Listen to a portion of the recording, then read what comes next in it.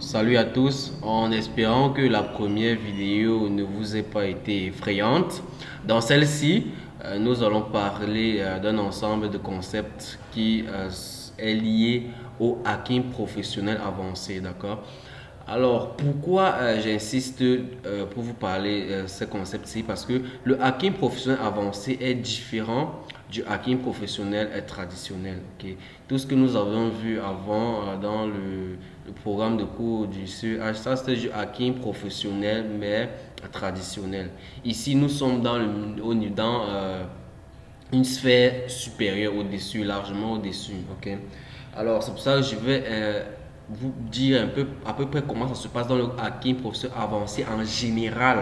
D'accord? Et à partir de la vidéo suivante, nous allons revenir un peu sur euh, l'objectif de ce module. Ok, nous allons revenir sur les systèmes bancaires.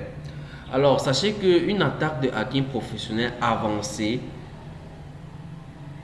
est ou alors comporte les étapes que nous avons vues pour une attaque de hacking professionnel traditionnel, d'accord? Reconnaissance, scannage, ainsi de suite, ainsi de suite. Donc, une attaque de hacking professionnel avancé comporte ces 5 étapes-là.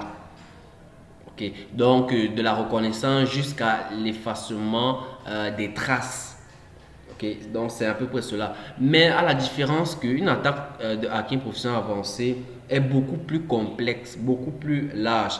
Car une attaque de hacking professionnel avancé, par exemple, peut être une combinaison de toutes les attaques que nous avons vues jusqu'ici.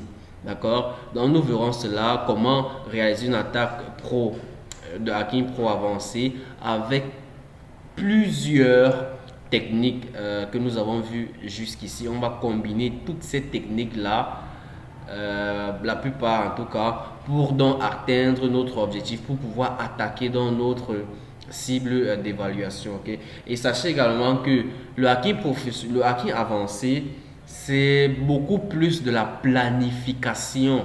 Okay, la planification, l'analyse de la situation, ok, et enfin la méthodologie. Donc c'est beaucoup plus ça. Ok, et c'est pour ça qu'on dit souvent que en fait le hacking avancé c'est en fait un projet de hacking. Une attaque de hacking professionnel avancé, c'est un projet de hacking. Vous voyez un peu ici, nous sommes dans le hacking des systèmes bancaires. C'est un peu comme si on était dans un projet, n'est-ce pas? Le projet, c'est quoi? Hacking des systèmes bancaires. C'est pour ça qu'on est dans, je vous dis qu'on est dans le hacking avancé. Ok. Donc, lorsqu'on parle du hacking avancé, il faut lister très bien qui est votre cible, analyser correctement votre cible, définir une méthodologie, ok, de travail, n'est-ce pas? Ensuite, implémenter votre attaque, tout simplement, dans toutes ces étapes. Ok. Donc, le hacking avancé, c'est beaucoup plus de la planification. Et parfois, le hacking avancé, généralement, parfois, les gens préfèrent le faire en équipe.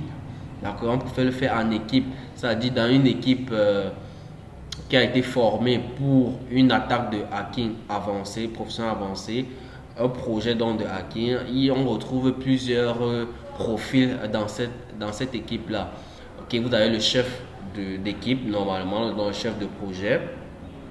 Ensuite, vous avez souvent l'analyste, le cracker, le tester et celui qui va assurer le nettoyage. Il y en a même plusieurs.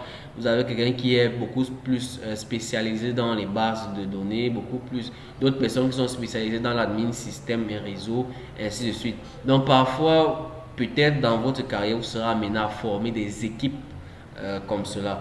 Mais bien entendu, lorsque vous êtes je préconise que si vous voulez faire du hacking avancé, il faudrait que ce soit dans un cadre légal, n'est-ce pas?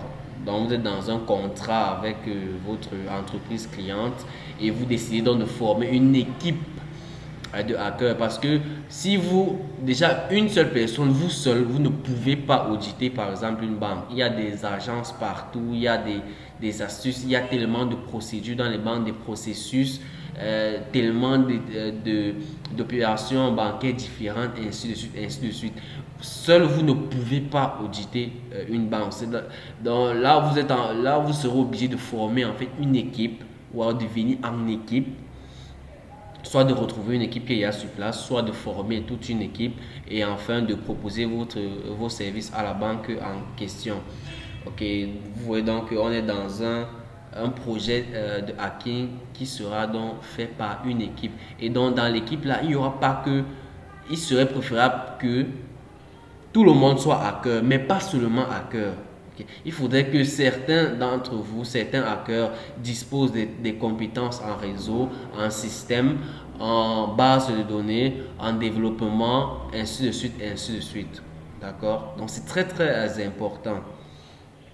Ok. Donc, c'est ce que je voulais vous dire, c'est très important. Le hacking avancé, c'est donc beaucoup plus, c'est vu comme un projet de hacking qui dispose les étapes qui comporte les étapes que nous connaissons tous.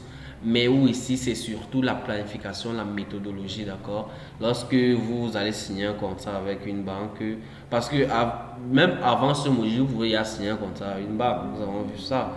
Et davantage plus après ce module-ci.